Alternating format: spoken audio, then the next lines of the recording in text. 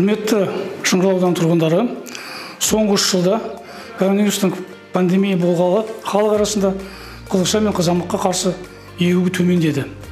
Батыс Қазақстан облысында 155 жағдай, соның ішінде Орал қаласында, Бөрлі, Сырым аудандарында 15 жағдайдан бастап 96 жағдайға дейін қызылша ауруы тіркелген.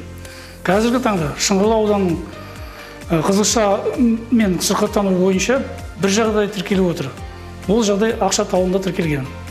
Қызылша ауа жолы арқылы өте жылдам таралатын вирусты жұқпалы аурулардың бірі. Бұрын қызылшамен ауырмаған немесе егілмеген адам қызылшамен ауырған адаммен байланысты болғанда жұқтырып алу мүмкіндігі өте жоғары.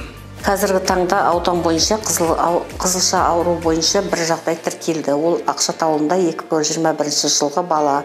Жаңағы себебі уақытында қызылшаға қарсы екпе алмай, бастамасында бала кішкене аурушаң болып невропатолог дәрігеріне қаралған, ол екпені бір жылға жаңағы шектелген екпені.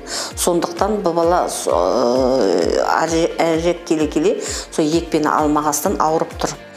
Біздің бұл баланы біз анықтағаннан кейін облыстық жұқпалы ауруханасына жібердік емделуге. Қазіргі таңда емделіп келді, баланың жағдайы жақсы. Ошақта одан басқа 3 баласы бар екен.